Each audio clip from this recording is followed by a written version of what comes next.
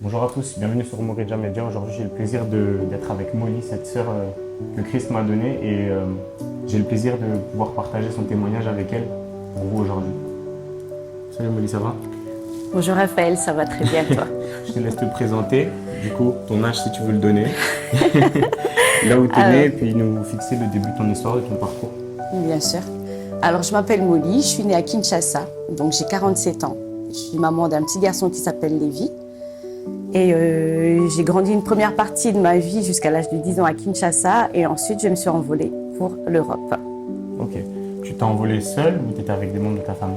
Alors j'ai pris l'avion seule Ok. pour rejoindre les membres de ma famille qui étaient déjà ici sur place. Ok. Et l'adaptation, ça a été Un peu compliqué. compliqué au départ? Un peu compliqué. Je suis arrivée le 12 décembre 1989 exactement, en plein hiver. J'avais pas de manteau.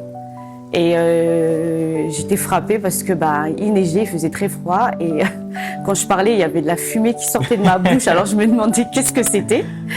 Et la deuxième chose qui m'avait frappée, c'est que j'avais jamais vu de caniche de ma vie. Donc quand j'ai vu le caniche, je me suis dit qu'est-ce que c'est que ça?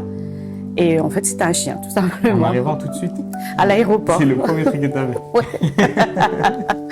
Ouais, à l'aéroport. Donc du coup, Molly, pendant ton parcours, etc., à quel âge est-ce que tu as rencontré Dieu? Alors j'ai rencontré Dieu vers la vingtaine d'années, exactement en 2005, fin 2004-2005. Ok, donc de ces 10 ans à ces 20 ans, qu'est-ce qui s'est passé? Beaucoup de choses. Il faut savoir que moi, à Kinshasa, déjà, j'avais une belle vie. J'avais un père qui travaillait dans la politique, une mère qui était journaliste. Et donc, quand je me suis retrouvée ici, donc j'avais plus le confort que j'avais à Kinshasa. Et puis, j'avais le sentiment aussi de vivre dans une famille qui n'était pas ma famille. J'avais l'impression d'avoir un secret autour de moi. Parce que j'observais tout le monde, je ne ressemblais à personne, je ne ressemblais ni à mon père, ni à ma mère, ni à mes frères et sœurs. J'étais petite et sombre, on va dire, plus foncée que tout le monde de ma famille. Et je me posais déjà beaucoup de questions. Ok, Donc j'avais un esprit de rejet aussi et je me sentais toujours seule. d'accord. La solitude. La solitude. C'est le mot, tu penses, qui définit un peu toute cette partie de ta vie? Solitude et plus rejet. Le rejet? Le rejet, ouais. Ok. Et donc, est-ce que tu peux nous expliquer un peu comment tu as rencontré Christ? Alors, il faut savoir que pendant mon rejet, je pleurais beaucoup. J'étais souvent une personne solitaire et je me posais beaucoup de questions. Et donc, parfois, il m'arrivait de marcher le long du canal et de me poser des questions sur ma vie, sur mon avenir. Et je disais toujours à Dieu, je sais qu'il y a un secret autour de moi, je ne sais pas ce que c'est. Ok. Et donc, du coup, c'était fixé? Du coup, c'était fixé. Enfin, je savais plus ou moins. Et tu es né dans une famille et un cadre chrétien où les gens connaissaient Dieu? Non, Pas du tout. pas du tout. Mon père était catholique, ma mère catholique aussi. Ok. Et donc, il n'y avait pas Jésus à la maison, on ne priait pas, personne n'allait à l'église. Donc, Voilà. c'était des catholiques, mais pas forcément super Pas forcément, pratiquants. voilà, pas pratiquant du tout. Ok. C'est dommage quand même. Est-ce que tu pourrais nous expliquer du coup les situations vraiment dans lesquelles tu as pu rencontrer Dieu de façon précise et singulière? Vraiment ta rencontre personnelle avec Dieu. Ma rencontre personnelle avec Dieu s'est passée un peu particulièrement dans le sens où j'étais une personne qui aimait bien fêter les copains, les sorties, les boîtes de nuit et tout ça.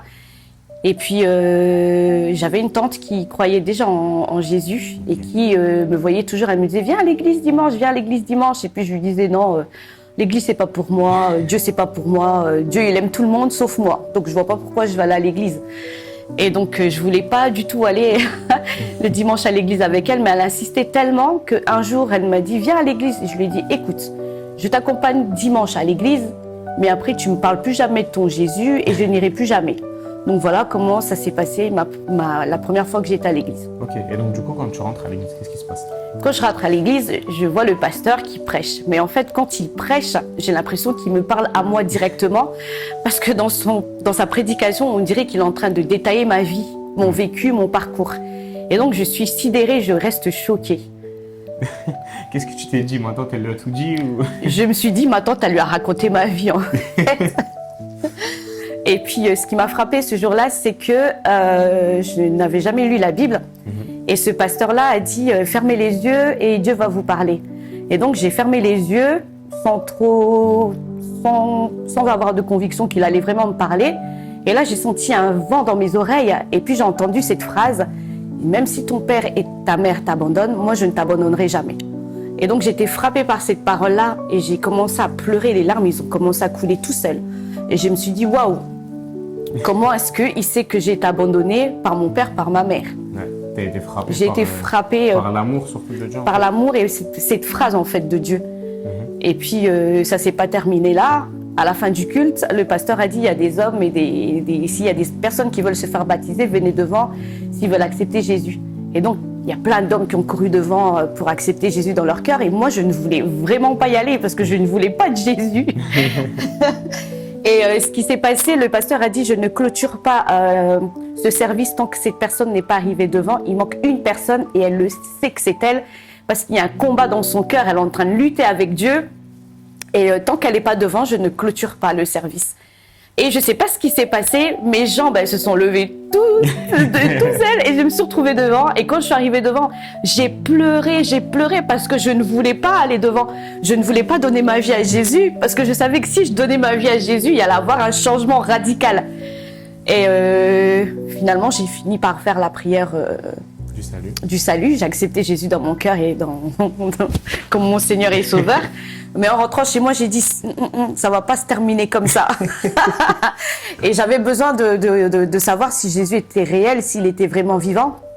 Et donc j'ai fait une prière et j'ai dit si vraiment tu existes, Jésus, si vraiment tu veux que je te donne mon cœur, si vraiment tu veux que je te sers et que j'abandonne tout, ok.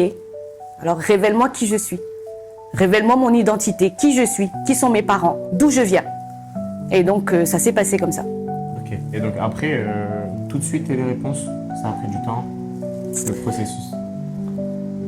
Nous avons un Dieu qui aime les défis, donc ça n'a pas pris du temps quand on fait ce type de prière. Forcément, Dieu répond. Et donc, j'ai eu un appel de mon père, de Kinshasa. Donc de ton père biologique. De mon père, que je pensais être mon père biologique. Ok. Qui m'appelle de Kinshasa et qui me dit « Est-ce que tu peux me rappeler, j'ai des choses à te dire ». Et donc, je dis « Ok, je vais te rappeler ». Donc, le soir, j'ai appelé mon papa et je lui dis « Papa, qu'est-ce que tu veux me dire ?» Il m'a dit « J'ai été dérangée toute la journée. Qu'est-ce que tu veux savoir? Aujourd'hui, je suis disposée à répondre à tes questions. » Et donc, c'est là qu'il m'a révélé mon identité en me disant qu'il n'était pas mon père biologique, mais mon oncle. Okay. Et que ma mère, que je pensais être journaliste, n'était pas ma mère biologique, mais ma mère adoptive. Okay. Et donc, ils m'ont élevée suite au décès de mon papa biologique. Ok. Et donc, au travers de tout ça, je pense qu'il y a aussi une restauration de la part de Dieu aussi dans ton cœur. La restauration n'a pas commencé tout de suite. Okay. Déjà là, il fallait réaliser que Jésus était réel. Et qu'il a répondu à ma prière. Donc, il fallait vraiment que je lui donne mon cœur. Donc, j'ai donné mon cœur. Je me suis fait baptiser le 5 mars 2005. Et après le baptême, la restauration a commencé. Ok. Donc, on ne peut pas dire que tu as été en feu tout de suite pour Christ. C'était vraiment un cheminement. C'était un cheminement. Où il est venu d'abord montrer qu'il était là, poser sa main sur ta vie. Mais après, il y a toujours la chair qui est là et qui demeure. Donc, ça reste dur. Est-ce que tu peux nous parler vraiment de ce... Ensuite, après ça, est-ce qu'il y a eu un moment de bascule où vraiment là, tu t'es dit, ok, là, je rentre en Christ, je saisis mon identité et je suis en feu pour lui? À partir du moment où j'étais passée par les eaux du baptême, je savais que ma vie n'était plus pareille. Donc c'était un changement radical au niveau des fréquentations, des amis, les sorties, les boîtes de nuit, tout ça c'était terminé. Okay. Et après ça, j'ai commencé à méditer la parole de Dieu, j'avais soif de Dieu, je lisais beaucoup, je chantais beaucoup, je louais beaucoup. Et j'ai commencé à vivre une vie différente de celle que j'avais avant. Un changement vraiment... Un changement qui vient de l'intérieur. Ok.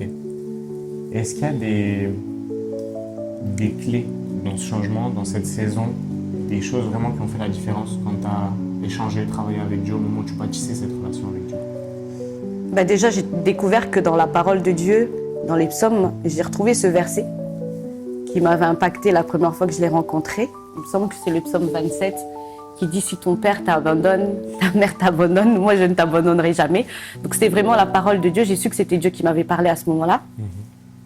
Et ce que je peux dire, c'est que la main de Dieu a toujours été sur ma vie depuis ce moment-là.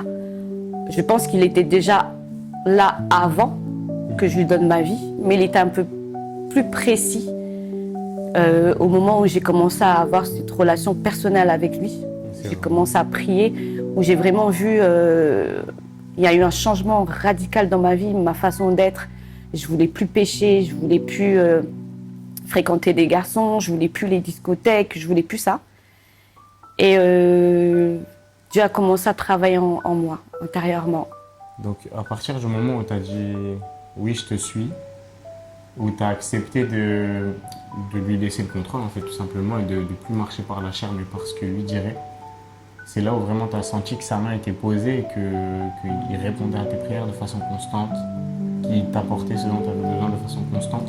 Tout à fait. Mais tu penses vraiment qu'avant ça, Dieu était là et qu'il veillait sur toi de toute façon? Oui, j'en suis convaincue. Je pense qu'on peut vous le dire aussi, c'est que peu importe si vous croyez en Dieu ou non, je pense que Dieu veille sur vous, qu'il a sa main posée sur vous, peu importe ce que vous vivez.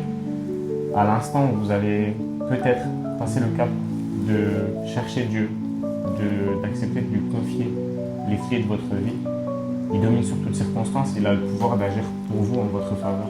Et c'est un père qui attend que vous puissiez l'appeler papa. C'est un père qui attend de tenir son rôle, mais il ne va jamais s'imposer à vous. Est-ce que tu confirmes peut-être ce que je dis? Je confirme, à 100%. Est-ce que du coup, dans tout ce témoignage-là, il y a vraiment eu des personnes qui ont fait la différence aussi peut-être? Est-ce que Dieu a posé des gens sur ta route qui t'ont vraiment aidé dans cette marche ou qui t'ont vraiment poussé vers lui? Comme par exemple ta tante qui t'a mis au défi, t'as dit viens. Oui, ma tante qui m'a mis au défi, effectivement. Mais j'ai eu les pasteurs également, pasteur Yudi et pasteur Christine, que je salue d'abord, qui ont été la base de mon salut. C'était mes premiers pasteurs. C'était mes premiers pasteurs, donc j'ai été baptisée par eux. Et c'était une marche extraordinaire, je retiens que le positif.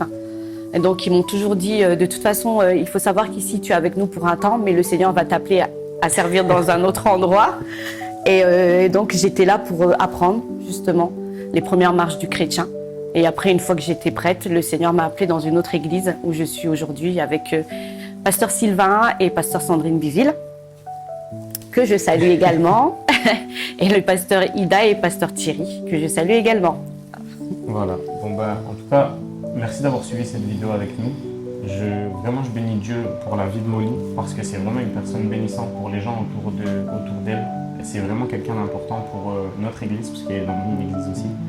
Et je tiens vraiment à remercier le Seigneur pour sa vie, et je vous encourage vraiment à vous inspirer de ce témoignage si vous vivez les mêmes choses. Il y a vraiment une paix pour vous quelque part, et elle est plus proche que ce que vous pensez parfois. On a tendance à chercher la paix dans plein de choses, le réconfort dans plein de choses, à noyer cette solitude ou combler le rejet avec d'autres choses, essayer de se faire accepter et de rentrer dans le moule du monde.